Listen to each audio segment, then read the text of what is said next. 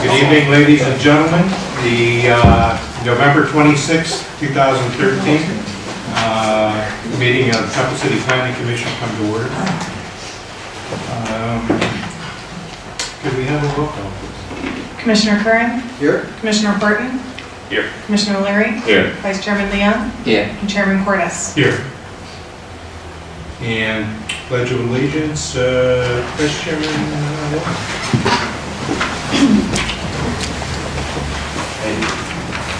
Pledge allegiance to the flag of the United States of America and to the republic for which it stands, one nation, under God, indivisible, with liberty and justice for all.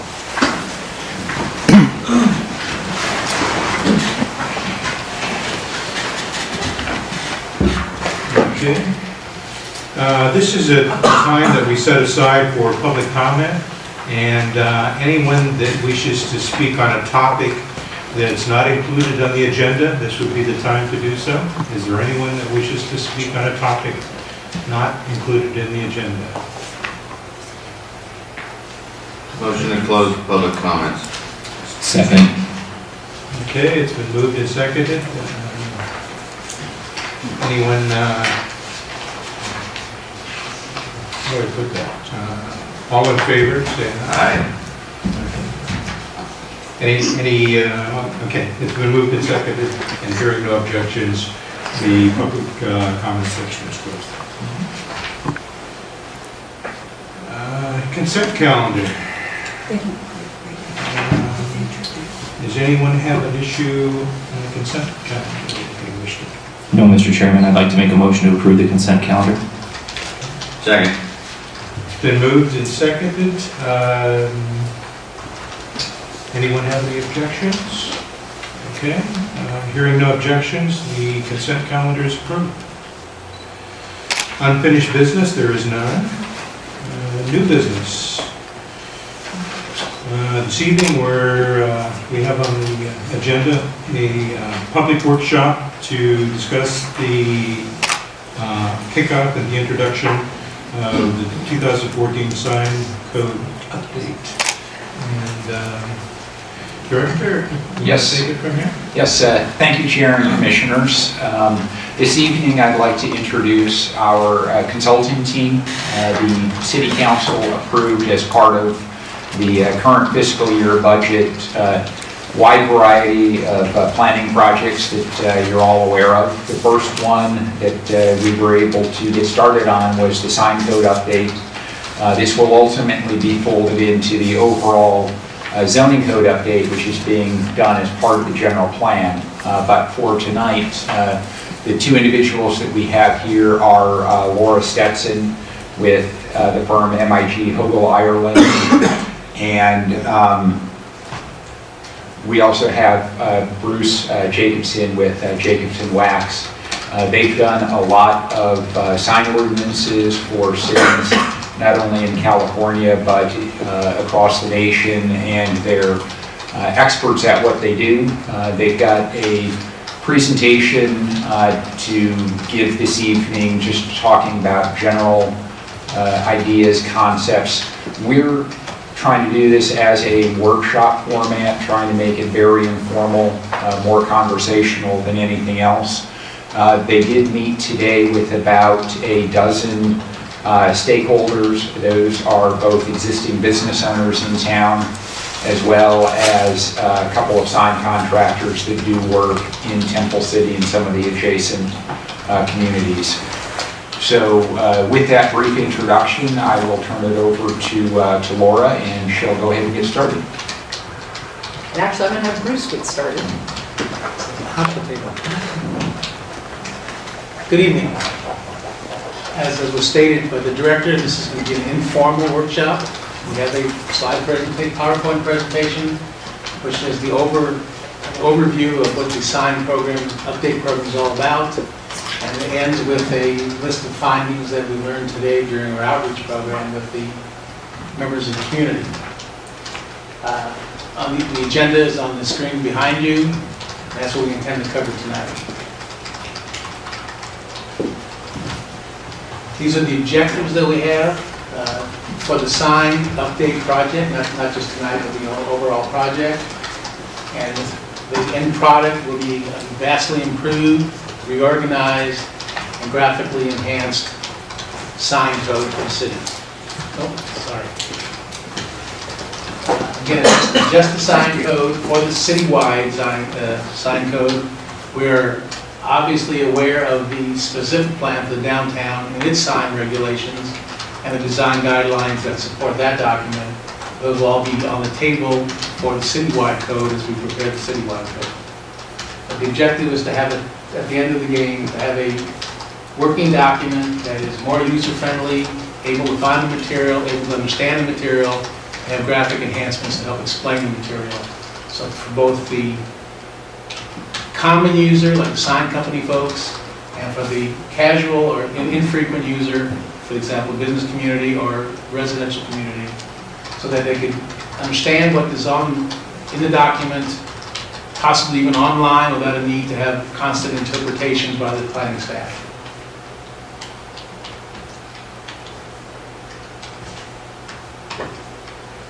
Again, an overview of what's the importance of signs for the community. Obviously, we're looking at the attractiveness and convenience for the motoring and pedestrian traffic. We're also looking at recognizing that the business community has a need for brand recognition, identification, direction, and overall, hopefully, works towards the aesthetic improvement of the community. I don't know that you achieved that just today yet, but our goal was to help you get to that level, if that it still retains a common goal of this project. But part of this, and Bruce and I are going to be a little bit interactive, and we would encourage the commission to ask us questions as we give a presentation this evening.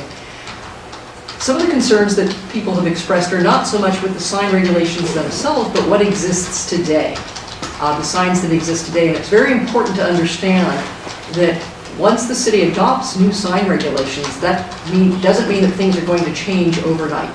You've got a lot of signs that have long-term vested rights. There is the ability in a sign code to establish amortization provisions, essentially to make non-conforming signs go away after a period of time, and that's something that we'll want to talk with staff and with you about if that's something the city desires. The goal moving forward is to have sign regulations that really provide the clarity that Bruce has mentioned, and also get the city toward a new aesthetic with regard to signs by allowing some kind of signs and not allowing others. But again, it's important to realize that this isn't going to change things overnight, and we want to have the opportunity to talk with you about the city's goals with regard to replacing signs that don't fit with the objectives moving forward. Yeah, without an active amortization program, I would not encourage you to have one necessarily. And won't necessarily be citywide, or won't necessarily be all signed, but you're looking at a number of years before you really see a drastic improvement, because signs have a life to them, and unless something, God forbid, should happen to a sign through an act of God or an accident or something, the sign will be there for a long time. So you won't see necessarily the fruits of this effort right away. You will see the fruits in terms of the understandability of the new document, the clarity in the content, but that doesn't necessarily relate to signs on the ground or on the walls, the case may be, immediately. And the community needs to understand this. We explain that to the stakeholders we met with today, and of course you and the council need to be aware of this, that can you make changes happen more quickly? Yes. Without steps to do that, then you'll see a slower transition of the new regulations. So why are signs important? Why is sign regulation important? We talked about the fact that certainly folks want to have signs because it helps draw customers to their business to identify. But a little too much can be a bad thing. Or if there is not regulation, I think if somebody were to be driving by this business or this building, they would be hard pressed to, well, maybe you could find what you want pretty easily, but it's a lot of clutter, and I don't know if anybody would disagree that this is probably something that Temple City is not looking for as sign objectives, and things that most communities are not trying to have with their sign regulations, just a little bit too much. And notice on the bottom, all the windows are almost entirely covered with signs. That's an example. That's using that goal of window sign program. Before we talk about what's in Temple City's code today and what the city's looking to achieve, I think it's important that we all are using the same terminology. There's a certain vernacular, if you will, that the sign companies use and that will be in your code. So we wanted to first point out that there is a difference between what are called on-site signs and off-site signs. On-site signs are those that are on, as its name implies, on the same site as the business or businesses that they're advertising or providing identification for. So it's advertising a business or use on the same property. Directional signs that are on a property are also on-premise signs or on-site signs. Off-site signs are what folks ordinarily or sometimes called billboards. Billboards are not currently permitted in Temple City, and so what we're focusing on tonight are on-site signs. We just wanted to make sure that everybody understood the difference. And I kind of like that billboard on the right just because it's funny. If you're ever looking for funny pictures of billboards, there's some great websites out there if you're bored one Friday afternoon or Saturday morning. We want to talk about how different signs are placed on properties, on buildings. There are building-mounted signs, again, pretty self-explanatory. They are on either the fascia of a building, so they are actually attached to the building. So those are attached signs, building-mounted or attached signs. And that's versus freestanding sign. Most of what you have in Temple City, and actually the two on the right, I think both, well, at least the Cloverleaf one comes from Temple City. Those are pole or pylon signs. In most cases, Bruce, I think I'd call all of these pylon. Typically a pole sign is just, a pole, like a lollipop with a sign stuck on it. A pylon involves one or two, more than one pole, and the poles are actually covered or somehow integrated into the design of the sign. On the left are monument signs. Those are put on the ground, lower scale, generally no more than 3 or 4 feet high. There are a couple in Temple City, not too many because of the way that buildings come right up to the property line, so there really isn't any place to put monument signs unless you've got buildings that are set back. And so there are some places in the city where you do see monument signs. For example, many of your service stations, gas stations have monument signs. They have some of your larger sites, maybe centers, have monument signs. Again, they have a setback capability to accommodate a monument sign or even a pylon sign. But most of your frontages on Las Tunas are right to the sidewalk, and there's no opportunity for a standalone sign. So a lot of what you see, and we're going to go through a couple of these, are awning or canopy signs. Again, as their name implies, they are, in these days, silk screen directly on to the awning. And it was, Bruce and I had some great conversations with sign company owners today, and they said typically the life of a awning would be about 10 years. So the materials are very durable, and a lot of the companies are guaranteeing the awnings for about 10-year period. But a serious windstorm can shorten the life and make them look pretty tattered. You see a couple of signs that in Temple City that have three names that are used. They're called projecting, suspended, or blade signs, and these are perpendicular to the sidewalk, really aimed at the pedestrian. Not too many in the community, but really if the city's looking to make Las Tunas a more pedestrian-oriented boulevard, it's important to have signs that you can see as you're walking along. Most of the signs today are really oriented towards the driving public, not the walking public. And if there was one common observation by our stakeholders today, that was it, that there's a need for more pedestrian-oriented signs as opposed to high-mounted wall signs that are primarily designed for the motorists passing by. There was one really nice sign that Bruce and I noticed today. I think it's the HSBC, that the bank has a very nice small projecting sign that can be seen both by pedestrians and motorists pretty easily. So I thought that was pretty tastefully well done. These are roof signs. One that's probably haven't eaten there yet, but one of my colleagues has told me I need to go to the Italian restaurant at the west end of town, so we plan to do that. But roof signs are signs, again, as their name implies, are mounted wholly on or part of a roof. Many communities today do not allow roof signs, but I think you can see why there are a lot of roof signs in Temple City along Las Tunas is just because of the way, again, the buildings are constructed. They're built to the property line. These signs are meant to be seen by drivers, and so they're up high. and they are perpendicular to the way the cars drive. So it's not mounted on the building. It's much easier to see by people driving 20, 35, 40 miles an hour down Las Tunas. Maybe slower when the street improvements go in. There are also a lot of different types of temporary signs in the forms of banners or pennants or flags, and the now open sign for the dental on the right. I guess these are called pennant signs. This is something that you've probably seen increasingly more of. They're pretty easy to put up. Folks use them if they're having a special event, or if Panda Express is advertising surf and turf for the next month or so. Very, very popular signs. The sign on the bottom, probably, well, it's referencing where to go, but sometimes when a business just opens, they like to use signs like this on a temporary basis until they can get their permanent signage manufactured and mounted. So they would put this on their business just in the interim. And Bruce, what is it, 60 days? Your current code allows that in the downtown for 60. I think it's in the citywide, it's 30 days. But it recognizes the need for either a relocation within the city or just a new startup. And it allows for these to have temporary, but again, short term. Other types of temporary signs are what people typically call sandwich board or A-frame on the left. The two that you see on the right-hand side of the screen are other forms of small temporary signs that are alternatives to the A-frame signs. I think the California Lottery one looks like it could probably blow over pretty easily in a good windstorm. A lot of times folks want these because it helps generate foot traffic. The issue that you run into with A-frame signs are most frequently folks want to put them on a public right-of-way on the sidewalk, and there are issues that cities sometimes have with regard to liability by having signs like this within the public right-of-way.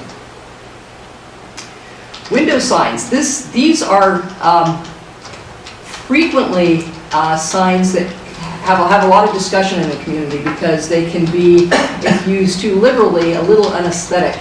Not to pass too much judgment, but I think the image on the right shows you that you can take window signs, if unregulated, and pretty much cover most of the window space. The city does have regulations that limit the coverage to 25%.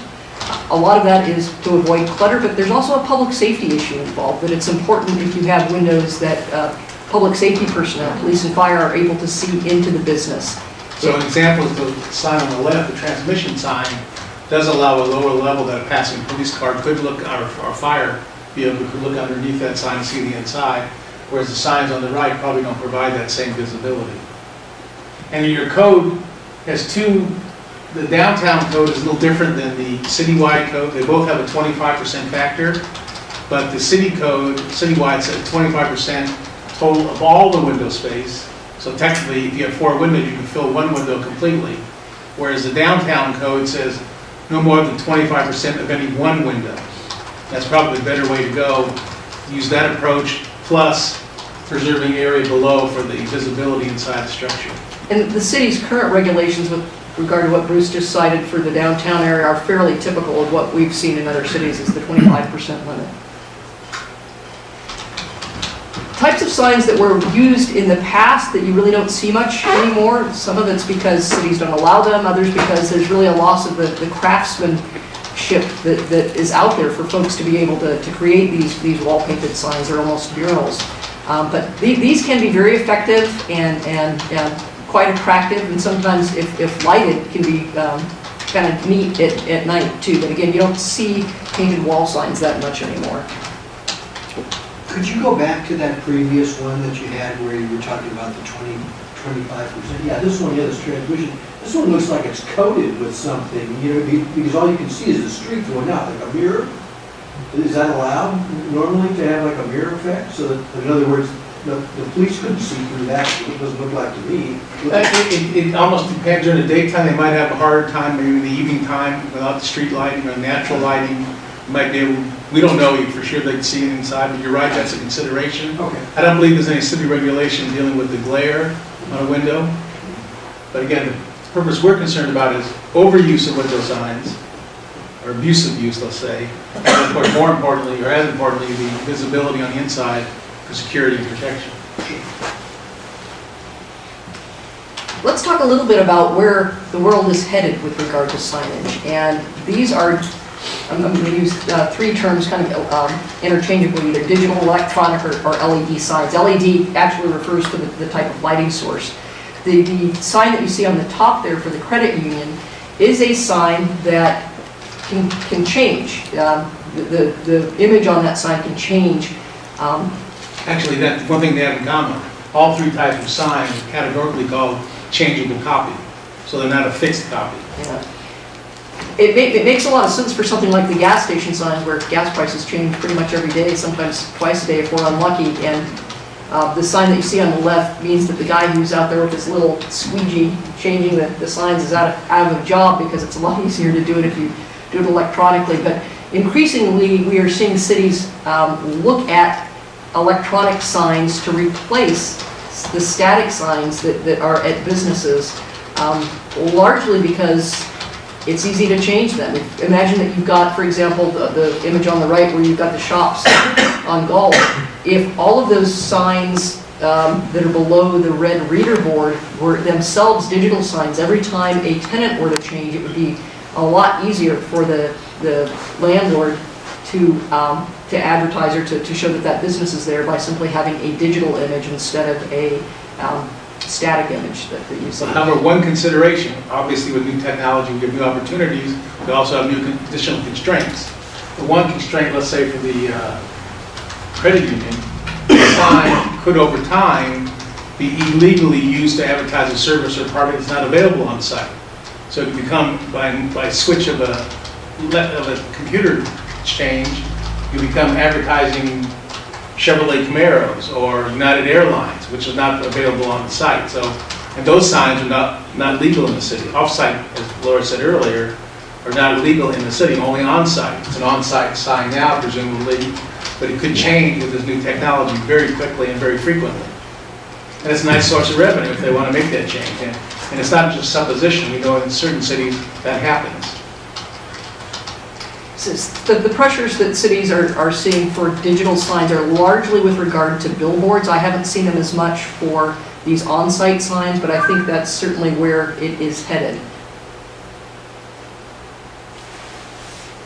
Let's talk a little bit about how signs are manufactured, because we're going to use terms like raceway signs, channel letter signs, cabinet signs. This image shows what I would call, or what are known as channel letter signs, meaning each individual sign piece or letter is mounted onto the building. Very attractive. It allows a lot of creativity in putting a sign. It allows putting a sign up. It allows creativity with how you might light something, either internally, the letters themselves, or backlighting to create kind of a 3D glowing effect. In talking to the sign manufacturers today, the one downside that they did mention about channel letter signs, yes, they're great, they're beautiful, but every time a new business moves into a location, you're required to pull off these letters, and you're going to have marks on a building. You're going to have the holes where the electrical lines were put through, and so then you have to patch the building up. And sometimes, and you've probably seen it if these have been taken down, it's not just holes in the building, but you've had a fading effect, and so you can see the image of the sign if it had been there long enough. And so it's expensive to replace channel letter signs, and so that was one concern. And some, because it's not just the wiring, it's also the mounting hardware that has to be used to install the signs, and that results sometimes in large breaks in the stucco, whatever the finish is. A lot of the new signs that you do see in Temple City are these channel letter signage. Predominantly what the older method was of signage was something called a cabinet sign, also sometimes called a box sign. Bruce, are there other can sign. Yeah. And it's pretty easy to change the sign face on these. Let's take an example, maybe not Papa John's, because that was specifically made to fit the shape. That's really the logo and the branding of Papa John's. But if you look at the image either on the lower right or to the left, you can easily imagine that if the Rosemead Acupuncture Clinic goes out of business or relocates to Temple City, that they could just pull off that plastic piece. It's not really plastic, it's plexiglass, thank you, that's what I was thinking. And put another sign up there where that one was located. So Something, you're just changing the face, you're not changing the cabinet, the mounting, it has nothing to do with the mounting, fortunately. It's simply the face you see. and the cabinets on some of the older models of these are kind of a dingy white color, if you will. But what the sign companies were telling us today is that frequently when new cabinet-type signs are put up where they're allowed, is that the casing of the cabinet is aluminum or some other metal that's more durable and certainly probably more attractive. But if we're talking about citywide throughout Southern California, many cities are no longer allowing new cabinet signs to be installed. They'll deal with the existing ones and allow you to change them out as tenants change, but they no longer allow installation of new can signs because they're truly not creative. They don't meet the design aspects that we're looking for in future signs, and they don't really give you the full flexibility of a wall-mounted sign with the different letters that we give you. So it's something you should consider a future of, and there's a lot of can signs along Las Tunas that you might want to consider. And again, we're not suggesting they go away overnight, but in the long term, you might want to revisit the allowability of new can signs. A raceway sign is a sign that uses and I think you can see it probably most apparently on the Burger King sign, it's using a mounting strip that all of the letters or the sign components are on it, so they're all drawing from the same electrical piece there. You could see it on the TCBY as well, but Burger had a bit, Pizza Hut also, if you look real carefully. but not so much on the one on the upper left. So a lot of cities do not allow raceway signs just for aesthetic reasons. Or they don't allow the visibility of the raceway. Some can put it behind the parapet wall of the building, so the wiring's behind, then you talk about more holes drilled in the building you have to provide access to the letters one way or the other. Or they would ask that somehow the raceway piece be incorporated into the design of the sign. For example, on the Pizza Hut, maybe it could be look more like a brick wall than just a metal bar. Backing up for a sec on the cabinet signs, the box signs and the can signs, are the three terms that we used. Sign companies are getting a little bit more creative with them, largely. Well, in a lot of cases, because the cities have asked them to, so it's not just a flat piece of plexiglass within the cabinet. You might see these pushed out or these routed letters that have a 3D effect to them, and they can be lighted internally and create a more robust sign within that cabinet space. And you can take an existing cabinet sign, take out the plexiglass, and put in something like this in its place to make it a little bit more attractive than just the flat plexiglass. Or an example of the West End, you're only lighting the individual letters rather than the whole panel. That does change the look of the can sign. And so rather than the white plexiglass with colored letters on it, you've got that dark background.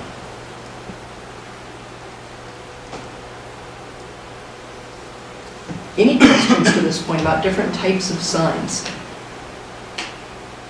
No? All right. Let's talk a little bit. We don't want to talk too much about what the city's sign ordinance says today, because that's what got you where you are with regard to signage. We want to talk about the future and moving forward and what the cities and the planning commission's goals are for updating the sign code, which is contained in the zoning regulations. This lists how signs are regulated today. I apologize, that's a little hard to read with that color of font. Looks great on my computer laptop, but it's not so great up there. As you can see, that signs are pretty much regulated by the zones, so that there are permitted signs in your residential zones, largely to deal with, for example, naming of an apartment complex or directional signs. There are also, you can put what are called non-commercial signs, political speech signs in various zones in the residential zones. And then there are regulations to deal with your commercial and your industrial zones. That's where what the bulk of the sign regulations address. Regulations with regard to construction and maintenance, outdoor advertising structures, also known as billboards, thank you, Jeff, which are not permitted in the city. And Bruce, do we want to talk a little bit about non-conforming at this point? Probably a little early, unless it comes up in the question, the discussion point. Let me pause just for a sec, because I'm looking at the part that says permits and fees. The city does require a review of signs. After a certain point, you do have to have a master signage plan, but even if you're just putting up a sign for your new restaurant, you do need to come in and have it reviewed and pay a fee for that review. Recently, the city had a request, a number of requests for electronic message or changeable copy signs either in a window of a business or, for example, associated with a church wanting to put in an electronic reader sign to advertise events and such coming forth. And the city code didn't really address it. There may have been some concern about a groundswell of applications wanting to do electronic message without the city really having the regulations in place to review them. And so the city now requires a conditional use permit to look at those on a case-by-case basis. Our goal as the part of the sign code update is to provide some easier means of, if the city is interested in allowing those types of signs, to simplify the review process for various types of electronic message signs. So again, right now, under the current newly adopted ordinance, the requests have to come before the planning commission, and the fee is extensive for what could be otherwise a small sign, but that's the way because before that amendment, they weren't even eligible to be considered by the city.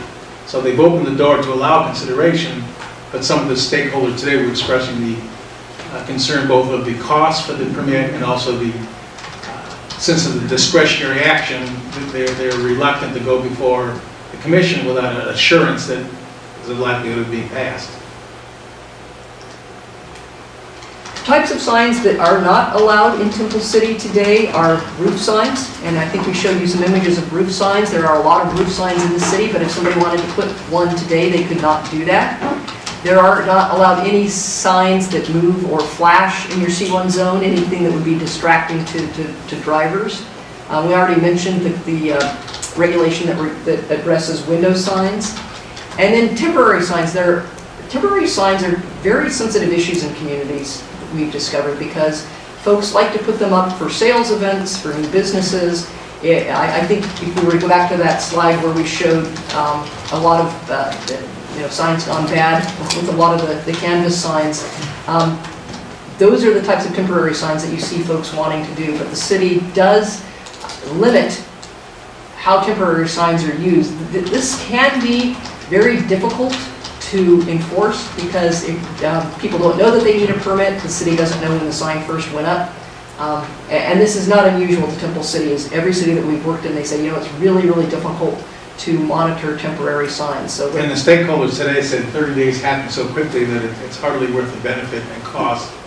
Well, the benefit's hardly worth the cost of putting it up, yet they like the opportunity. So they would like the consideration of in certain aspects, longer periods. When you talk about temporary signs, is there a special category out there for political signs, things of that nature? Political signs are treated separately from advertising signs. When we were mainly focusing on advertising, relocation, open new business, going out of business sale, Thanksgiving sale this month only, that kind of thing, we're mainly looking at. Well, Chair Cordes, actually, you're raising a good point, and because we don't really talk about it much in our presentation this evening, but it's very important to distinguish between what's called commercial speech and non-commercial speech. And we're really focused on commercial speech this evening.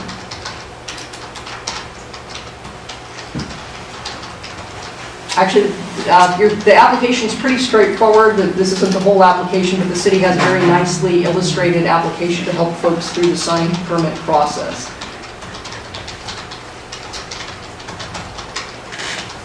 We put this slide up here because we just wanted folks to start thinking about what are the city's objectives with regard to adopting this new sign ordinance. And some of this we're going to be looking for you to fill in the blanks this evening.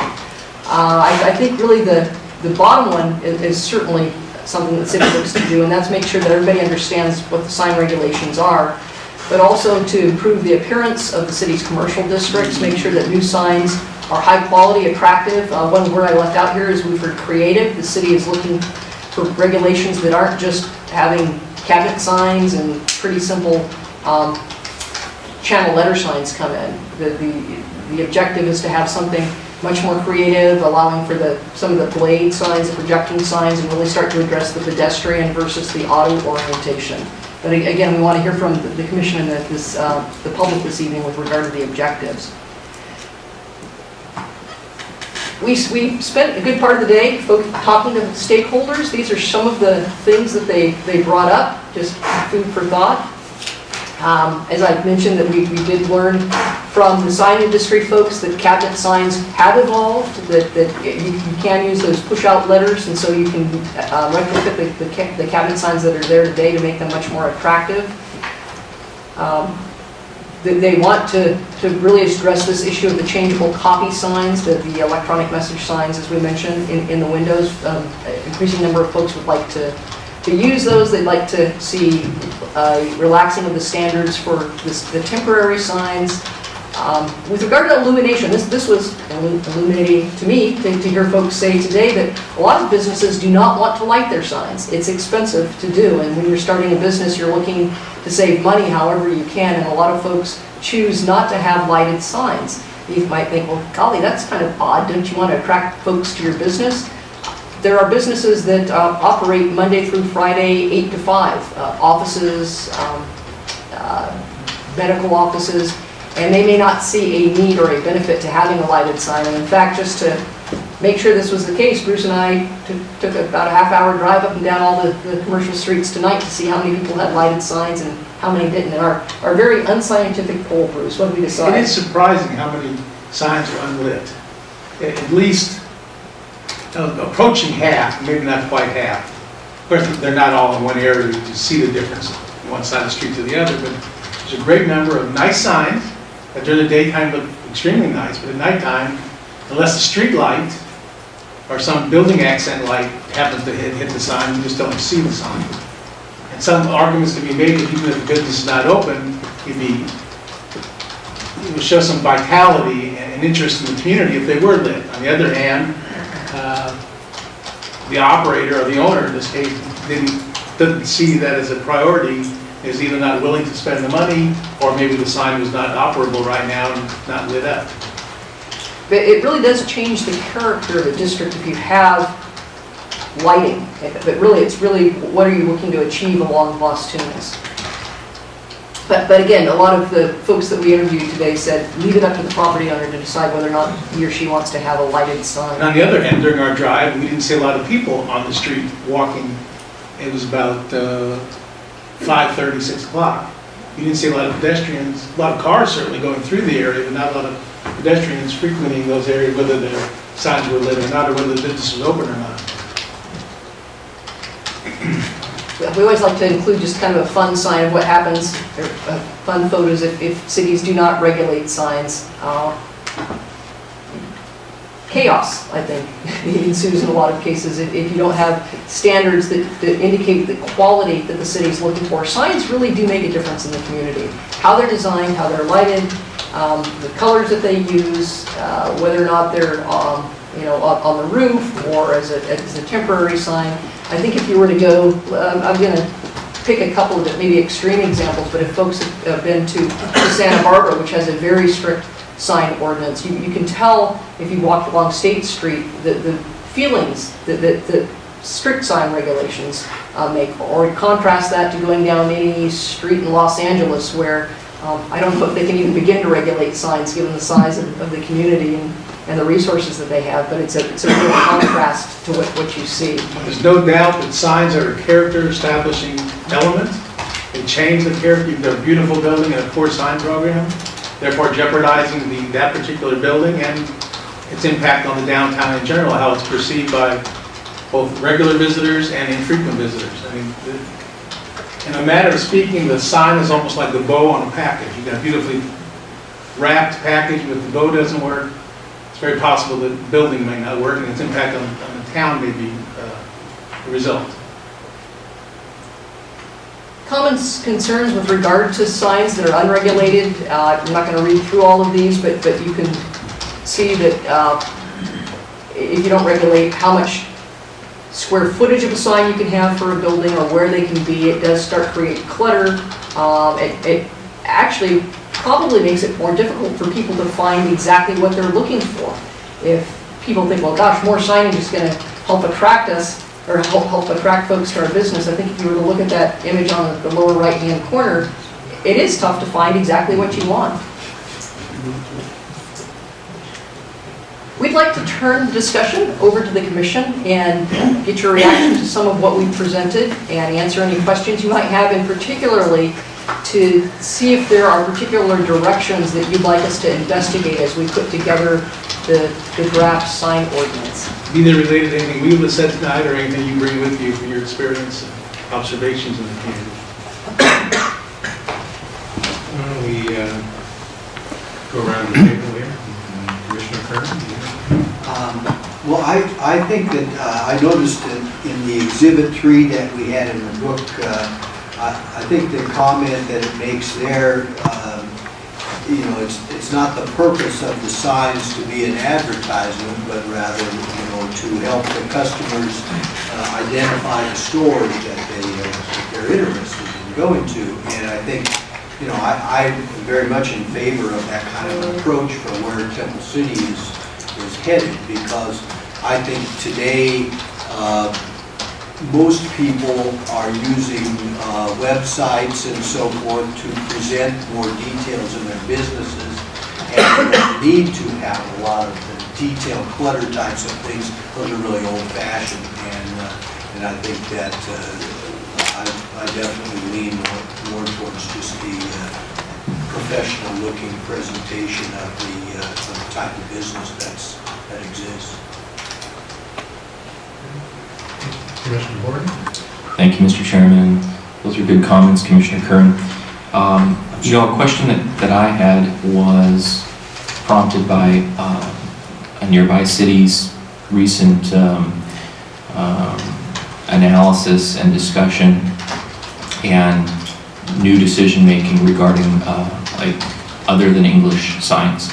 So signs with characters and things like that. We have a large constituency in the city that I think maybe more than 60% that utilize signs in Chinese, for example, or other languages. So I wondered what your thoughts were in your street surveys and your analysis. Actually, I think the city attorney representative wants to speak to this issue. Sure. He doesn't like we didn't anticipate this question. We know obviously of the city that you're speaking about, and as you know, our firm represents a number of cities in the San Gabriel Valley. I think the idea of English language requirements or any kind of requirements dealing with content like that is something that we're going to bring back as part of the staff report when the sign code proposal is actually brought to you. If there are any other similar issues that any of the commissioners have that kind of veer into the legal, please raise them tonight so that I know that we've identified them and I know that we can respond to them when we do come back. But tonight's not really the night to get into the details of what we can and can't do and trying to weave through some of the analysis that other city has apparently undertaken. Thank you, Council. I look forward to hearing more about that resolution. And my other question was about cost impact on businesses. How do we reconcile this presumptive good of a policy change with the financial impacts on cities, especially given the challenging economic times? We don't want to be burdensome, but we'd like, good sign policy. So how do we reconcile that strategy-wise? The justification would be for the greater good. And yes, presumably newer signs would cost more money than the older signs, especially if they're reusing over and over an existing can sign. And if the choice is to no longer allow can signs and replacement sign could be more expensive. But again, it's a long-term investment in the community, both for their business, their recognition, and for the entire commercial area of the city. It has to be a recognition that it's for the greater good. It's for the better of readability, safety as well. But yes, you're absolutely right. It could cost more money, maybe not. It just depends what kind of sign program they go to, or more importantly, what kind of materials and opportunity we have in the future that we're not even aware of. I mean, we wouldn't be talking about LED signs 5 years ago, probably, for Las Tunas. Now seems to be on everyone's thought list. So it's hard to say. Look, we did quiz the sign folks today. What's out there? What should we be considering? And they didn't have a lot to offer, but other than recognition of something new is always seems to be popping up. So that could affect the price. Could also make the price a lot higher because it could be so creative and rewarding that you may want to go in that direction. That's a choice someone can make. Right now, your most cost-effective sign would probably be a painted wall sign because there's very little hardware involved. It's a matter of labor putting the sign up. But you're not getting many of those, even though your sign code is lousy. The next price-conscious type sign is probably the can sign. Certainly, if you're reusing an existing sign, the actual replacement panel, whether we go with the existing flat one or the more three-dimensional one, is a lot cheaper than buying a new sign. But if that sign got clobbered by a tree and you have no choice, you have to replace it, then cost for a new sign gets more expensive. The individual letters, there's different styles. If they're lit, they have one cost factor. If they're not lit, we were showing some examples today where they're relatively inexpensive, although you still have labor, installation, and maintenance. So I guess the cheapest new sign would be individual letters with no lighting capability other than no internal lighting. You could have the gooseneck lighting you've seen where they light on the top side. Or the shadow lighting. We have a very low level light behind that makes the letters stand out, even though letters themselves are not lit. I think it's important when a business owner is looking at the whole costs of opening a business, this is part that goes into the thinking on it. And the city needs to have some flexibility in the code to allow what I would probably term the less expensive signs, but still attractive and tastefully done, but allow a greater range. I think the sign that you put on your business and the care that a business owner puts into it says something about the business. And I think that's something business owners need to take into consideration when they're looking at how to promote their business to the buying public. But having said that, we had some requests today from people who say, okay, right now you allow, I think it's like 60 days in the downtown, literally a temporary fabric sign to allow an outside relocator to new business. They would like you to consider making that longer because they're, not that they're afraid of the investment, but they're afraid they won't be in business very longer to justify the expense of the $3,000 or $4,000 sign. Especially for those who don't have a can available to just replace the lens, the panel rather. So there were some folks who simply asked, would you consider that? And so everything's on the table, but again, that doesn't enhance the area by a fabric sign. It's clearly temporary in nature. They're not asking for a year's extension. I think they were hinting more towards something greater than 60, maybe 120 or something. They didn't give us a number, but obviously anything more than 60, they'd be considering. Well, that's important to consider those cost impacts on overhead for businesses, and I'm glad that discussion has sort of been explored. And that prompts me, maybe Director Persico, to ask the facade improvement program and its applicability for business owners, how that might be brought to bear. The facade improvement program actually wasn't funded as part of the current fiscal year. I know in years past, the city has had money and has done facade improvements, and we've certainly talked about potentially bringing that back in future budget years. We might be able to target it more specifically at signs. We are certainly, as Bruce has said, want to be sensitive to the cost considerations for new businesses. But I think we need to balance the cost consideration with the aesthetic issues. The city's made a very significant investment in Rosemead Boulevard, and will be in the next year and a half making a significant investment in Las Tunas. And I think we just need to be careful that when new businesses open, they're presenting a good face to the public, to their potential clients, and the view that you see from the street. Even if you don't go into the business, as the last couple of slides that our consultant showed, signs really do set the tone. And if they're not well done, it does bring down the entire area. So we do need to balance, again, those individual concerns versus the community-wide concerns. But I think our goal is, as much as possible, to raise the bar. You've got everything from Santa Barbara, which I think everybody really enjoys, and I'm not saying that's the standard we are necessarily going to be striving for, but I think we certainly want more than some of the shopping center, hodgepodge of signs that we saw in the presentation. Thank you. Thank you, Mr. Chairman. Commissioner Leary. Thank you, Mr. Chairman. With our downtown set up the way it is, where some of the businesses they enter from the rear off the parking, is there something that you do to maybe downscale that sign, or is there anything in place that you've done before in relationship to that? Well, your community is very generous on signs, both front, by the sign area allowed by the frontage, as well as those who are fortunate to have a corner location, they get benefit for a sign on the corner.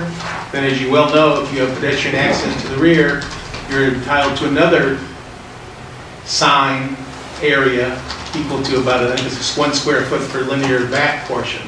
So you're very generous now, and some people would say that's an asset, that they feel fined.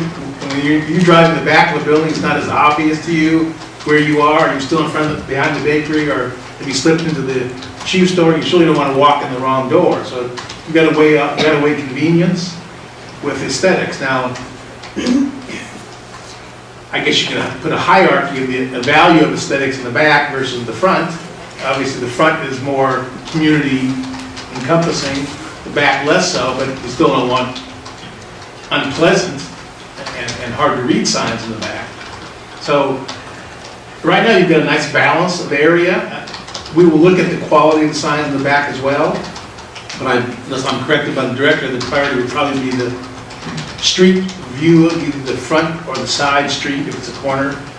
I don't know, sometimes they slightly scale it down maybe for the rear. Well, it is scaled down by allowability. Again, in the front, it's 2 square feet for every linear foot of frontage.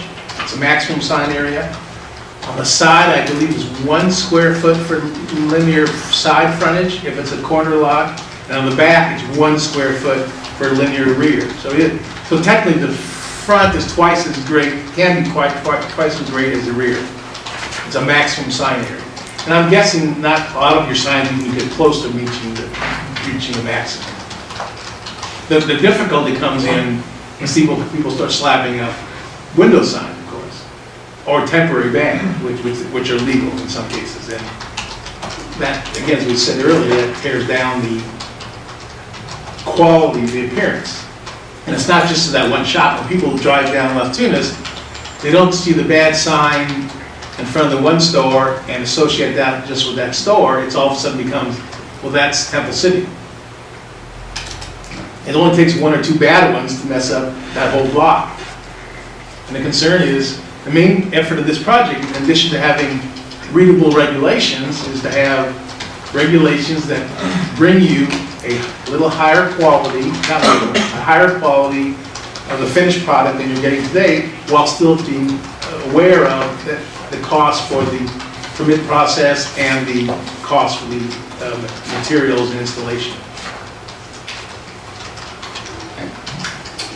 Vice Chairman Bloom. Hi, thank you. In terms of higher quality signs, I guess language is going to be written into this code to describe the requirements. Are we talking about specifying patterns, color scheme, material?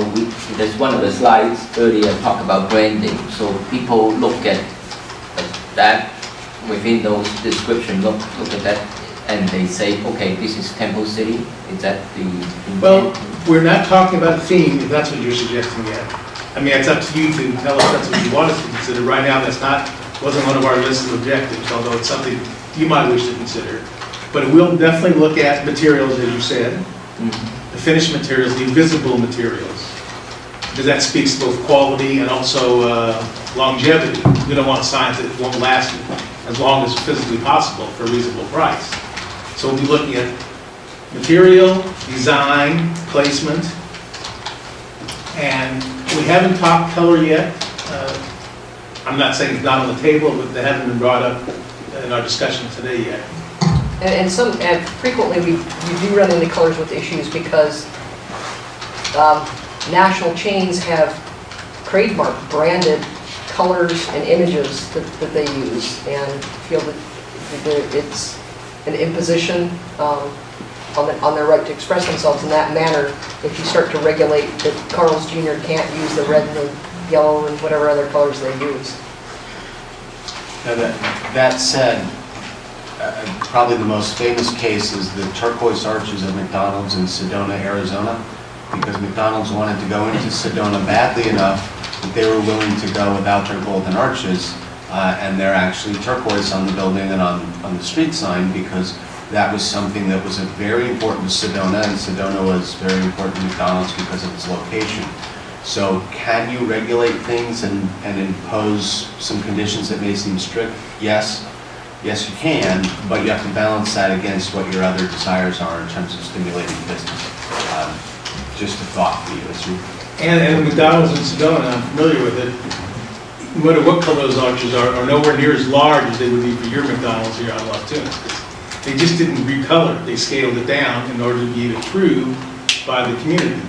I would dare say at McDonald's or Carl's Jr. or whatever the Burger King franchises, if allowed in Temple City, would not look the same as they would look in Sedona or Santa Barbara, or other areas who take design at a very serious level. Now, Santa Barbara, we know, has a very extensive design review process. What starts in the process rarely ends up looking that same way when it's done through the process. We're not suggesting you go through that here, but do you have the capabilities of influencing commercial trademark signs? Yes, you have some element. And we know that those kind of folks have more than just one offer to give the city. They might start with drawer number 6, but they have 5 drawers above that you just have to get to the right level and have it. They can provide a sign that complies with your standards, unless your standards are unique and they haven't seen before. But you can imagine all the Burger Kings and McDonald's they build across the nation, and they have plenty of opportunities to meet your standards. Color might be an issue, maybe a slight issue, but nothing's off the table. If I can just follow up on that, to the idea of theme, because that was a little bit of what the consultants heard this afternoon. And as Bruce has said, staff's current thinking is that we don't want to brand the street. I think our goal that we've heard at least is to allow maximum creativity and to improve the aesthetics of the street. The themes that I've seen done in different communities rarely work very well, and they certainly stifle creativity. So unless we hear otherwise from the commission tonight, we're not going in that direction. So if you think we should, let us know so we can start down that road. By no means I say that we should. I'm just saying that, I was wondering how far this sign code will go. Yeah, as Bruce has said, we have a lot of flexibility, or a lot of discretion, I guess is the way I should put it. Cities do, back to one of the questions that was asked about, I believe by Commissioner Horton on content, and I know that our city attorney gave the legal answer. I'll give kind of the short Cliff Notes answer. Content is not really something that cities can regulate. So sign ordinances need to be, by and large, content neutral. Greg will go into a lot more detail as a part of our staff report, but for the most part, you can regulate the location, the size, the color, the shape, and method of attachment, number. Those are the general parameters, and that's why Sedona has, turquoise golden arches. So those are the types of issues that we can regulate, and that's really what we are thinking about in our sign ordinance. So one more question in terms of clarification on this sign code. Is this strictly on commercial signs only, not so much on city? I would say it this way. That's the one area in which this code will get into content, and Bruce mentioned it very briefly, I think it was Bruce mentioned it very briefly. What we've been discussing tonight is the regulation of commercial signs. And the city will also have a regulation of non-commercial signs. I think the examples given were political signs and religious fundraisers, those types of signs. We've been through a couple of sign code updates in other cities in the past few years, so we have some things to go off of. Bruce obviously does this regularly. So when you get into discriminating between different types of content, that's the one area where we draw the line. Are you a commercial sign selling something or attracting business, or are you expressing a viewpoint or doing something in the non-commercial realm? The regulations will be slightly different for the two types, and we'll again get into that in depth later. But that's the limit to really where we get into touching content. Once we say, is it commercial or not commercial, then everything within the commercial realm is going to be treated one way, and everything in the non-commercial realm is going to be treated another way. But to add to that, at the end of the effort, we'll be dealing with signs in residential zones, commercial zones, and industrial zones, as your current code does.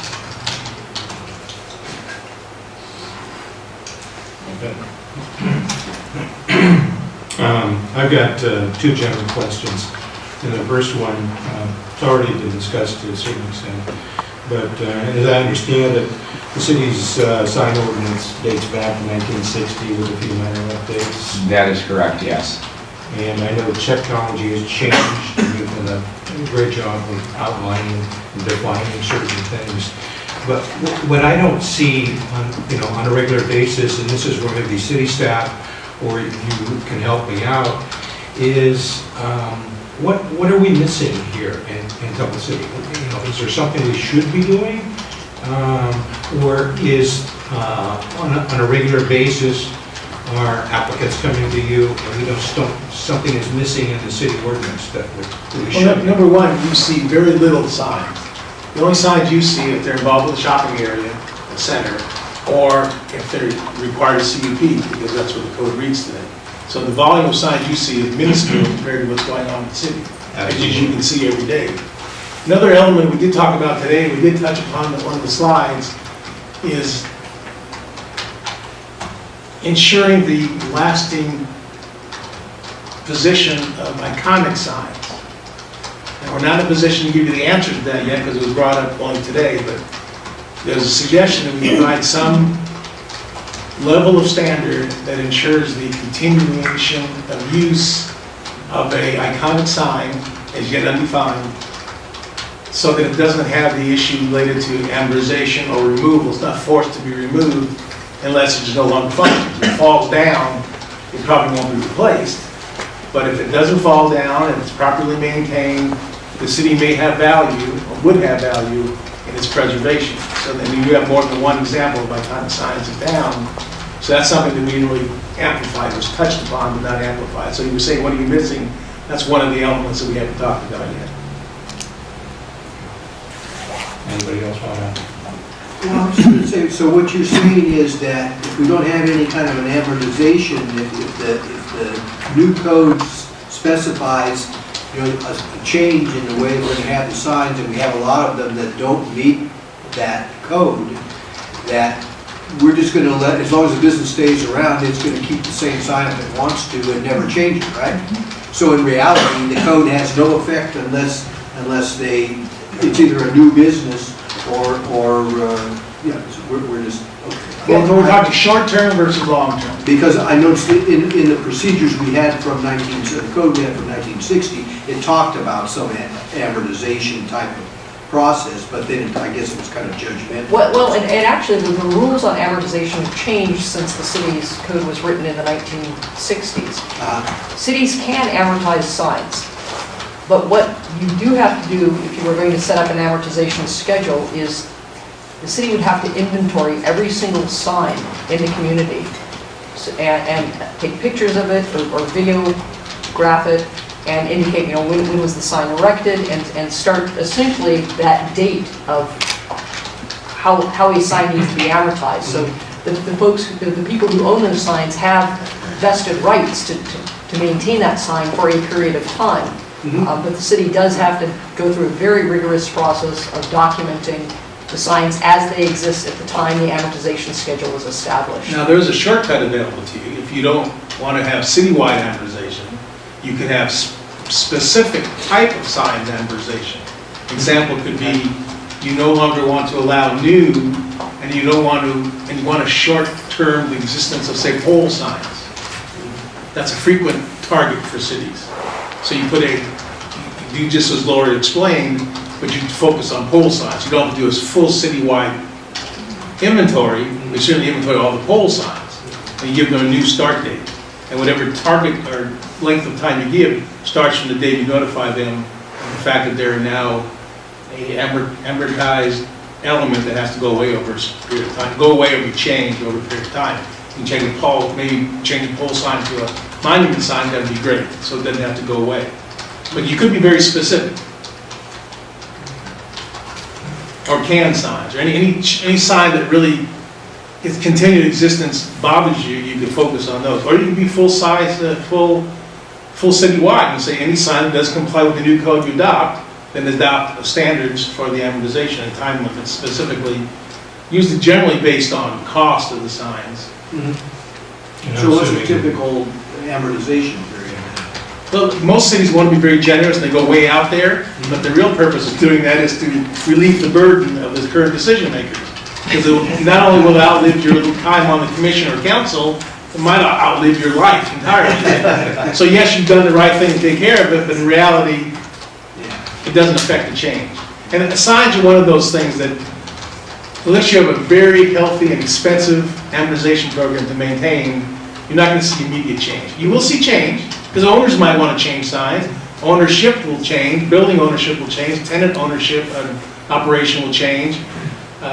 Damage, unfortunately, happens to signs where they have to be replaced. So we're not going to say it's nothing this year, it won't happen for 5 years, but it won't be so noticeable. You go, wow, we adopted it on Thursday, and look, the following week we've got these changes. That's other than the new buildings, of course. Anything you do in the new code will show up immediately on new applications. So, something we've also used and seen is that let's say that you're moving into a building as a new tenant that has a cabinet sign, and your intent is to reuse that cabinet sign by putting in a new sign face, but there might be a provision in the code that gives you additional signage if you change that out for channel letter signs. So the incentive is to take away the old cabinet sign that you don't like, and you get a bonus by having a little more sign area on another type of sign that the city's looking to achieve. So we have plenty of tools in the toolbox. You just have to see which ones you're comfortable living with. Speaking of tools in the toolbox, that comes to my second question, and that's situations where we deal with businesses that no longer exist, and this may not be regulatory or an ordinance, it may be just procedural, I'm not sure. But we've had a couple of cases come before us, and the business is no longer there. And I think we have ordinances that say you have to remove the sign after a certain amount of time. But yeah, it's in the code now. I think it's about 180 days or something on that order. I don't remember the exact number, something approaching that. But I'm not sure how effective that is. In other words, if the owner of the business is gone, how do you make him take the sign down? How do you deal with it? Right. That's that provision in our code is fairly standard in codes, but you're right, it is a good question. How do you enforce that if somebody has left? I don't have an answer for that right now, because I don't think, as you pointed out, Chair, that we've done a very good job of enforcing that provision, because it is a difficult provision. I think the best that we can hope for is that a new tenant comes in short order, and the new tenant obviously will correct the issue or address the issue. Right. I was, not trying to cast blame. I was kind of looking for maybe some solutions. That's a very tough one. But you can imagine, as the director said, it's extremely tough. Yeah. You don't want to make someone take the sign down if it's a good sign, if they don't have to, but what do you do for a building that is vacant for, say, a year? What are you willing to live with? And it's not set by law. No, it's not mandated by the state for you to set by law. You can set the time that you feel comfortable with the sign being up there, but it's an issue. And the most important thing about amortization or removal of something is the city's requirement to be consistent. It can't be inconsistent, because if you're inconsistent, that's when you get in trouble. It's got to be very consistent. Sure. So it could be the sign everybody in town loves, but if it's fell under the same threshold, it's got to go. That's what makes it equally tough. And if you haven't done it historically, not impossible to start now, but it makes things a little more difficult. Thank you. The audience has been very patient and listened to us and listened to the consultants. Is this the point that we want to Yes, absolutely. open it up to public comments? Is there anyone that would like to come up to the podium and say a few words? Mr. Chairman, do we need a motion? Shall I make the motion open for public comments? Okay. And it's been moved. Is this? Second. Okay. Public comments? Commissioner Cliff? Commissioner, no, just Jim Cliff tonight. Good evening, Mr. Chairman and Commission and staff. And I was glad to see two issues here that are brought up, which is basically the signs gone bad. I've seen neighborhoods where you see stuff like that and it just totally destroys the whole purpose of the business being there, in my opinion, because it kind of drives you away. And so at least, that's being looked into here. I don't think we have too many of those around, but if they do exist, it's going to be addressed. The other one is the iconic signs, and some of those, I guess, they're like mid-century that used to exist. I was just, off the top of my head thinking of a couple that are no longer around. We had McVeigh Hardware, Reliable Motor Service, Kimball Chinese Laundry was disappeared recently. And one that is still there, but I consider damaged, is Eloy Chinese Restaurant. That one had a really nice neon animated sign, and I guess it wasn't working, and I guess code enforcement came behind, to have them updated or do something with it. And all they did was remove the neon and do a really bad paint job on it. So in my opinion, it's still there, but it's damaged.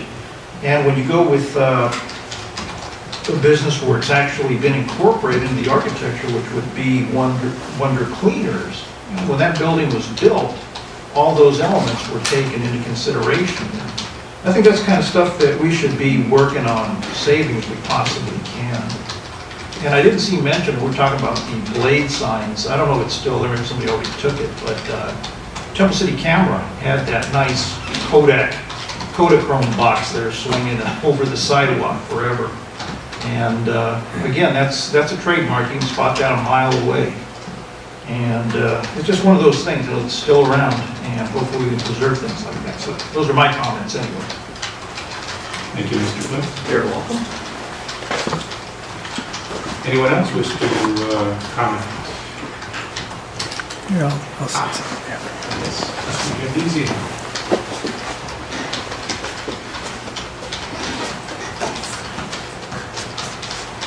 Good evening, Commissioners. Jerry Jambazian. Thank you for allowing me to speak.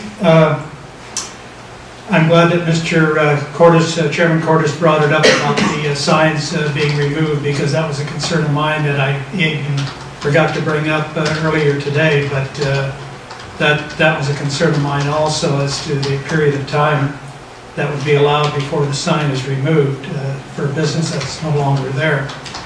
I don't know if it comes under the purview of the sign ordinance, but what about street address? Is that a part of sign ordinance? In other words, size of letters, identifying the business for safety reasons, or fire or police or anything else? I know that we have pretty good curb markings, but I mean, I have a pretty big building, but the numbers are pretty small and they need to be bigger. So I think that's something to be considered, that they should be commensurate with the size of the building and in a prominent place to be seen.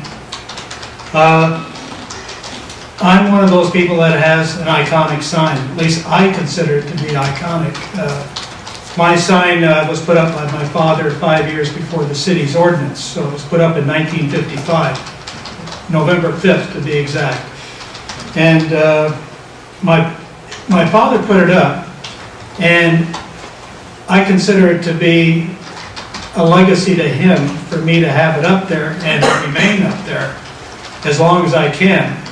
When the city had the facade improvement program several years ago, this is where I'm celebrating my 50th wedding anniversary on Saturday, but this is where my wife and I parted ways during that facade improvement program, because the carrot that was held out by the city was the $25,000 that I could use to fix up my store.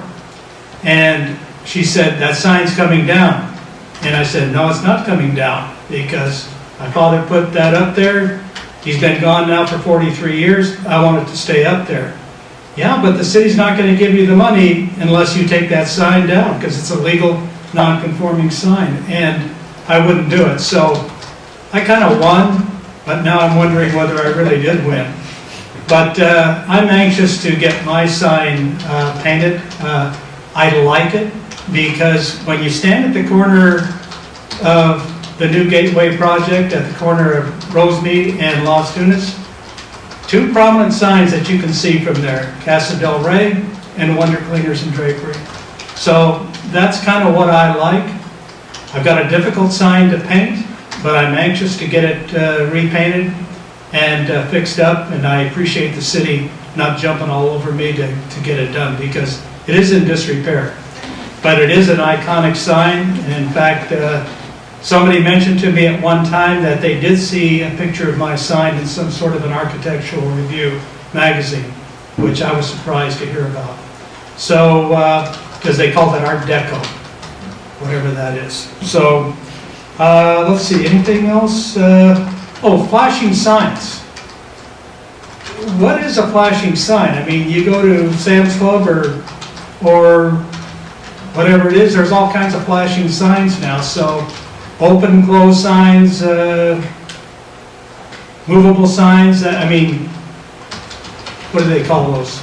Moving signs? Is that a flashing sign? The scrolling ones? Yes, scrolling. Thank you. Scrolling? I don't know. But anyway, that's something to consider. So thank you very much for allowing me to speak. Jerry, congratulations to you and Pat on your golden anniversary. That's Thank you. That's an accomplishment. And if you back up the PowerPoint, you can see this Wonder Cleaner sign. We can all see that. Yeah. I'll tell you this.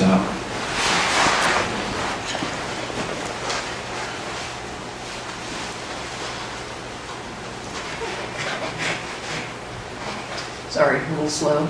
That's all right. Probably had is it one of our roof signs. Yeah. There it is. On the right. Yeah. It's always a wonder if you'd get anything back. So. I did so far. I'm glad to hear, if I can interject for a moment, I'm glad to hear that at least thus far there seems to be support on the commission to recognize iconic signs and identify them, because as the previous speaker said, we do need to preserve some of those iconic signs in town. They really are wonderful signs to see, and if we can regulate them, we can identify them and actually allow people to improve them, that would actually be a great thing to be able to see in town. So it sounds like there's interest in doing that, so we'll certainly include those types of provisions in the sign code. You know, and Director Persico, I was thinking, I don't know how it's done, but maybe reconcile with the historic preservation study that's been kind of ongoing, and It seems how we reconcile the two. Some correlation. This policy with the historic preservation. I think if you use iconic, that doesn't, in this town it might be historic exclusively, but iconic doesn't necessarily have to be just historic. And I think Commissioner O'Leary's thoughts about keeping them separate are probably good, because I don't really know where we're going to wind up on the whole historic preservation issue. I'm not an advocate, I was asking kind of what's the appropriateness of reconciling. Yeah, but I think if we, I think the consultants have experience in, you understand iconic signs, iconic buildings, they're very imaginative, and I think we could probably specifically identify which ones we think are iconic, and then once that list becomes part of the code, that's what gives them their special status, if you will. So I think that's where we're currently thinking. Okay, thanks. Thank you. Ms. Payne? Yes, thank you. I have some questions about where we're headed. What do we want for Temple City? Are we looking for Temple City to be a destination place? If we are, what is going to be that destination? And why couldn't we incorporate our signage with that destination? I am very much a person who would like to see some type of theme coming here to Temple City. Been saying it for years. Most of you that know me know I have. I think that brings continuity to the downtown. And I'm not talking about making it Disneyland or anything like that. Just something that ties everything together. I think right now when you drive down Las Tunas, it's like, wait a minute, what am I looking at? First of all, you can't see any names of the businesses because they're all flat against the building. And you need the signs that come out so that you can at least see as you're driving by or walking. If you're walking, you literally have to go out practically in the street to look to see what that place is, unless they have it on their window. So, and I just think that there's just so many different designs going on right now. It's creativity is great, but just to let anybody decide what they want to do on the front of their building is, I think, a little bit scary, and I just don't see the continuity, and I'd like to see that, whether it be in color scheming, use of material, say we need to use bricks and slumstones and natural materials in the building and be creative that way. Or, like we used to have, you stay with the earth tones. That does, lend some continuity. That's what I would like to see happen. And I personally like the lighting on the businesses because people drive through here after dark. But it is very expensive. My sign is not lit up at all. So, and I would also like to see some type of enforcement, because what's out there right now is not much enforcement, and then when they do enforce it, then the first thing that's said is, well, why my place? I mean, you didn't do anything about his, especially when we're talking about banners. Everybody's supposed to get a permit for a banner. Well, there's banners up right now that don't have any permits, but nobody's paying any attention to it. Size of banners. One place can put up whatever size they want, and another place with a larger building has to have the little small banner out front. Super Pets asked me to speak tonight on the banners, and he was hoping that he could have a banner that fit the size of his building. He puts one up, I believe, twice a year.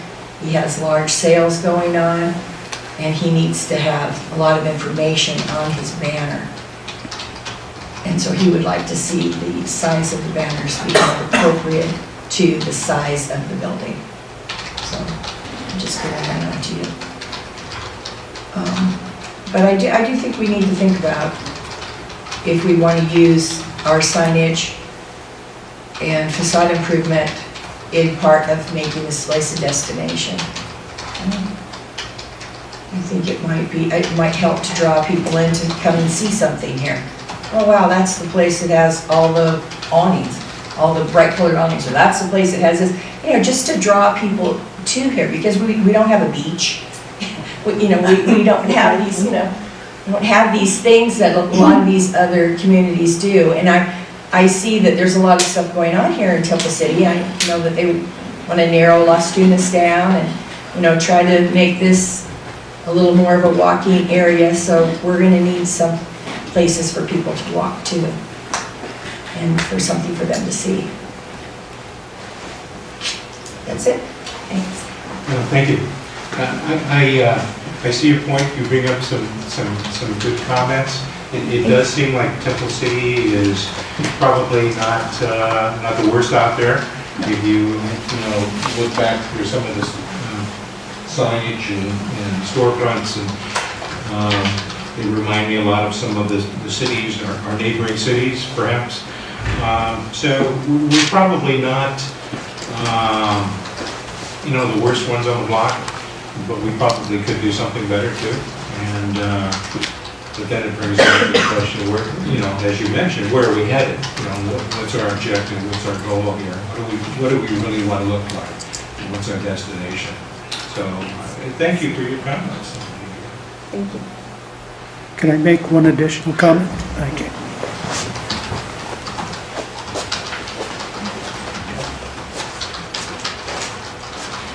I know that this probably isn't under the purview of the sign ordinance either, but Linda brought it up, and that's lighting. And so many of the businesses, all they need to do is just turn on one bulb inside at night. So many of them are just dark inside, black. Doesn't look good. So at least, if you've got something to sell, show it, and let it go with that. The other thing that I forgot was, getting back to iconic signs again. In my documentation photographically of the Gateway project, the very first photo that I have of the almost 100 photos now is these huge claws coming down from a caterpillar destroying the sign at the theater with the names, and everything there. So that's one iconic sign that I'd love to have. The other one is almost across the street from me, and that would be Winchell's Donuts. I wish I could have that sign back because that's iconic, and it's a part of history. So, thank you very much. Thank you, Jerry. Is there anyone else that would like to speak?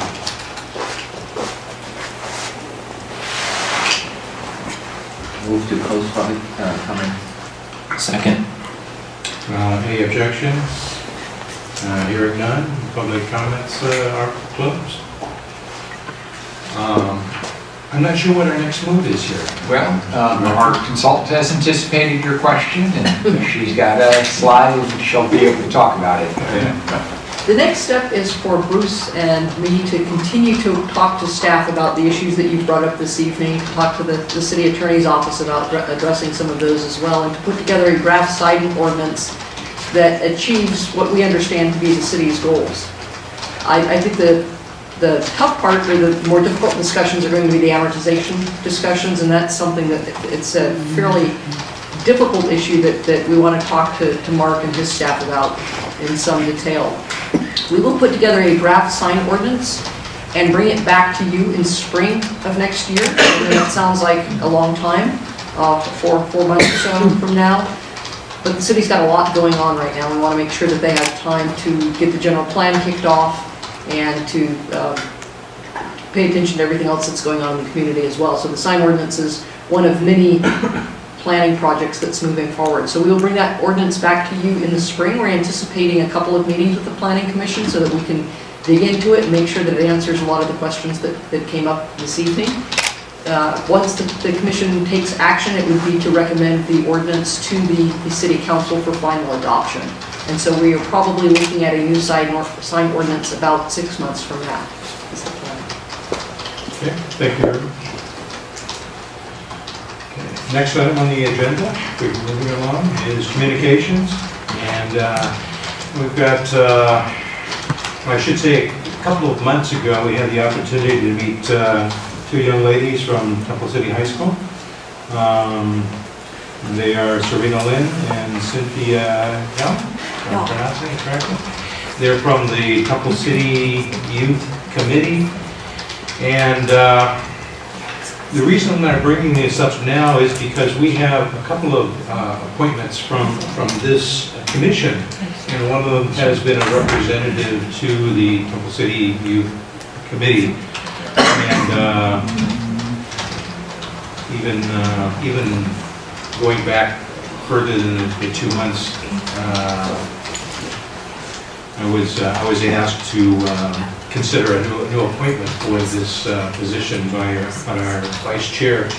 But I remember a philosopher who once said that you need to get back to people promptly, no matter how long it takes. So I'm getting back to you, Vice Chairman Loon, by way of introducing these two young ladies who are going to come up and talk to us about Temple City Youth Committee. And they are our official representatives, and they're going to be coming to us on a regular basis now, instead of working with them. So anyway, I'll let you ladies say a few words. Good evening, everyone. My name is Cynthia Yong, and this is my second year serving as a youth committee member. My name is Serena Lay. I'm a junior at Temple City High School, and this is also my second year as a youth committee member. And basically, youth committee just represents the youth of Temple City. And we come during the meetings to just represent the youth in your planning and discussions. We would really like to thank you guys for giving us the opportunity to be able to voice our concerns and also our thoughts on what we're doing for our city, and we really appreciate all the work that you guys put in. Thank you for having us. Yeah, I can also chime in for a moment because just before tonight's meeting, we talked to them about the general plan update process that we all know we're embarking upon. And Kathy Burrows and I, the Parks and Rec Director, were talking 6 or 8 weeks ago about a way to really do community outreach to the youth of the community, because let's face it, the general plan really isn't for us sitting on the dais today, because in 25 years, we may or may not be here. So what we're talking about doing, and we've talked to both Cynthia and Serena, is allowing the youth committee to host 2 events for the general plan that are completely their events. They get to plan them, they get to determine the location, they get to determine the agenda and the format. We, staff, will serve as a resource to them, and we will provide them a small budget, and they can decide if it's a walking tour, if it's a bike tour, if they meet in the park, if they meet at the high school, if they meet at Guppy House. It's entirely up to them to decide the format and the structure for these meetings. Can we have the planning commission meeting in the Guppy House? Certainly, we can do that. Not that we endorse any. So we are really excited, and they're very excited to be a part of it. I was talking to them about what a great opportunity it is, because a general plan's only done every 20 years or so, longer in our case.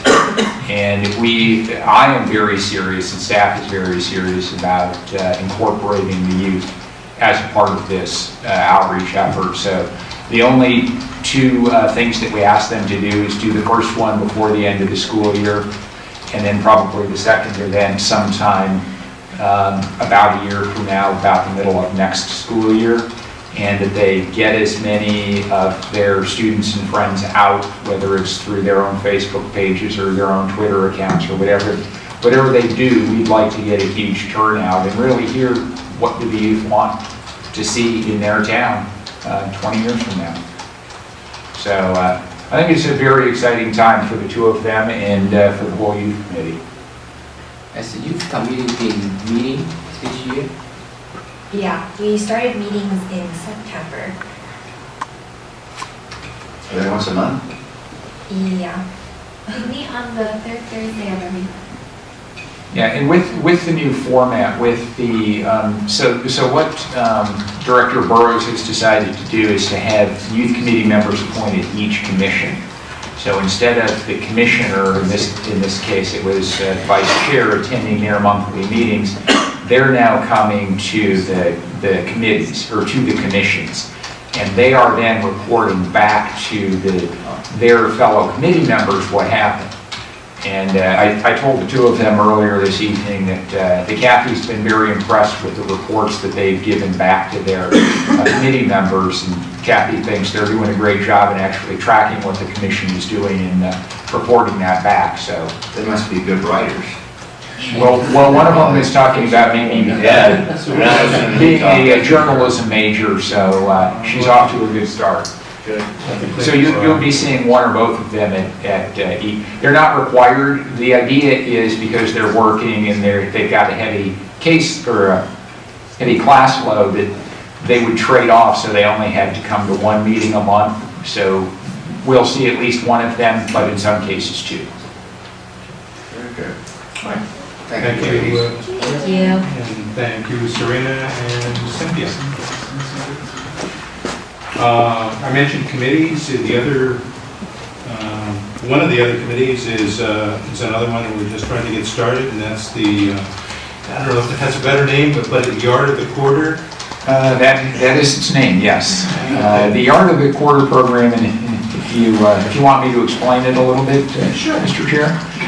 This is a new program that it's a mayor's initiative, but I think it's going to extend beyond the current mayor's term. And the idea is that every quarter the city will recognize 3 yards. We've divided the city into thirds, and every month we will, every quarter, we will accept nominations. There's a 7-member judging committee. Chair Cordes is the representative from the Planning Commission that sits on that judges panel. And then the award is given once a quarter. The program has just started, so it's like any new program, it's going to take a while to get the word out to everybody and to start seeing more applications. The second quarter deadline is actually December 6th, and the theme for the winter quarter is holiday lighting. So this new program is actually replacing the former program that the Parks and Recreation Department has run for the last many years. So the chair is the commission's representative on that judging panel for Yard of the Quarter. Okay, thank you. Last committee that I wanted to talk about briefly, if I can, is I call it the 710 Extension Committee, but actually it has a longer name, and every time I go to a meeting it gets longer. Now it's the State Route 710 North Study Stakeholder Outreach Advisory Committee, or SOAC. So, did you get that, Jennifer? No. 710 Freeway. Yeah, exactly. Commissioner Horton has been the point person on this, and I've been his backup on it, but we've kind of agreed to swap positions on that, if that meets with everybody's approval. But I also have an update on that, and I did promise to be brief, because I did go to a meeting on November 14th, and there were 3 things that basically caught my eye and I think are important to Temple City. As everybody knows, and I talked about this before, they're still talking about the extension of the 710 freeway, and there's 5 alternatives currently under discussion, and they're working on soliciting input and with an objective of providing an environmental impact report. And they're looking at all 5 of those alternatives. The one that keeps drawing the most attention, of course, is the tunneling approach, which would be approximately 4.5 miles basically into the city of South Pasadena. But my question to the committee was, if you take that approach, what happens to the material that, the dirt basically that you dig out of the tunnel? Where's it going? How much is there, and how's it going to get there? Well, I got some answers. Basically, it's going, if that alternative is selected, it would be going to Irwindale. It would be going by rail, or it would be going by truck, primarily over freeways. And how much is there? that one was a little bit more difficult to pin down because it depends on the size of the tunnel, whether it's a single bore, a double bore. There's a lot of factors that go into that. But the best answer I could get, and they gave it to me in terms of tonnage and cubic yards, but basically what I was looking for, how many truckloads is that? And that could be in excess of 1 million truckloads of dirt, traveling from point A to point B. And then so my question is, are those trucks going to be covered? Are the rail cars going to be covered? Do we have an environmental issue here?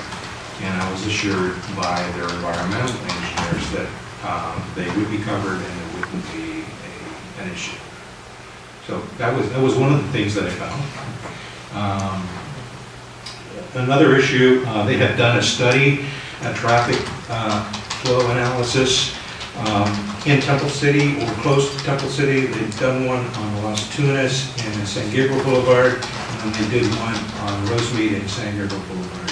And the idea was to determine how much traffic would be offloaded if they completed the tunnel alternative with that. And because we're out toward the edge of it's not a whole lot, but what they came up with was about 5% based on current data, current numbers. So that's what we would anticipate seeing is a reduction of 5% of the traffic. What else was there? What I have a third thing. Is it reduction or increase? Reduction. Reduction. Because they're offloading the 710, which will be a complete to the 210, and that'll have an effect over in our end. So their traffic impact analysis comes. That's it. But then there's induced demand. And this is the traffic guy, but are there any questions on the 710 committee? I can confirm those million truckloads, and let me do a quick calculation. Okay. Got an engineer on the staff, that's great. You know what they did in Alhambra when they made the rail? No. They created a bigger golf course at Almanza. That's for the dirt. Is that right? I didn't know. Yes. Nothing wrong with golf. That area there used to be the dump. Right. And what they did is they expanded further with the fill from the excavation. That used to be road height along Michigan Drive. Down, I think noise. Noise and at-grade crossings. They want to put a golf course in South Pasadena. Well, we're looking for more park space in that, so. Okay. Thank you for that. Thank you, Commissioner Loza. That was a good update. Thank you. Matters from city officials? None? Updates from Community Development Director? Yes, I'll actually make it brief tonight. Just to kind of update you on the actions that the City Council took recently on the site plan review item. The Commission, and I'll ask Jeff to correct me if I get any of the facts wrong, because this is really more Jeff's project than mine. But the Commission about 2 months ago had recommended to the Council some new procedures for the review of all additions and new single-family homes through what we were terming a site plan review process. So there would be a zoning clearance process, which was completely ministerial for small-scale additions done over the counter, and then first-story additions that increase the floor area by more than 500 square feet were a minor site plan review, and then any second-story addition or new square footage on the second floor would require a major site plan review, which would have been notification to the neighbors. The council discussed that at two separate public hearings, and ultimately the way it was resolved by the council was zoning clearances are now for any single-story addition New single-family homes that are single-story only would be a minor site plan review, which means, Zoning clearance. oh, they are zoning clearances as well? All single story, whether an addition or new home, is a zoning clearance. Okay. Two-story, whether an addition to a second story, they're adding a second story, or a new two-story home, would be a minor site plan review. The difference was they added, for the minor site plan review, a 100-foot notice to neighbors, 10 days before the director would approve it, but it would not be a public hearing. Right, and then majors would be multifamily and commercial and industrial. So we heard some feedback from the community that they wanted more input on additions that were occurring in their neighborhood. And the way it was ultimately resolved was through, as Jeff pointed out, the minor site plan review. So people will get notice, but there isn't a formal public hearing. And then the second and last item is an update on the building code. Although it doesn't directly affect the planning commission, the city council 2 weeks ago, or a week ago, I guess, did introduce the 2014 building code. I know Commissioner O'Leary has been tracking that issue. And the public hearing will be next Tuesday night, and then if it's adopted, it will go into effect on January 1st. And that concludes my report. Thank you, Mr. Director. Mr. Chairman, if I may, I just want to add one thing. Coming up on your December 10th meeting, one of the projects is the Olson project that you'll be reviewing. So we gave you tonight the draft mitigated negative declaration. Because it's a pretty big document, we wanted to give you extra time to read it. Our plan is to also to give you the entire staff report on Monday, so that you'll have a little extra time to read that as well. So that'll come separate from the rest of your packet that you normally get on Thursday, Friday. Okay, next week. Thank you for that, and I remember you mentioned in our last session that we do appreciate the extra time, not necessarily the extra volume. So that combined, reading that combined with turkey tryptophan will have an effect into the... You will be able to sleep very well this week. Maybe. Okay, commission items separate from the regular agenda. Commissioner Kerman, do you have anything? No, Mr. Chairman. Commissioner O'Leary? Yeah, happy Thanksgiving to all, and maybe we could adjourn tonight. Nanette Fish, who is the director of the Community Festival, her husband seems to have a bout of cancer. So we would close, adjourn in his honor. Friday night. Absolutely. Kevin Fish is his name. Kevin Fish. Thank you. And, okay. Then, in Kevin Fish's honor, we have a motion to... Kevin Pike Strong. Motion to adjourn? Second. Yes. Okay. Any objections? Hearing none? Meeting is, with the gavel.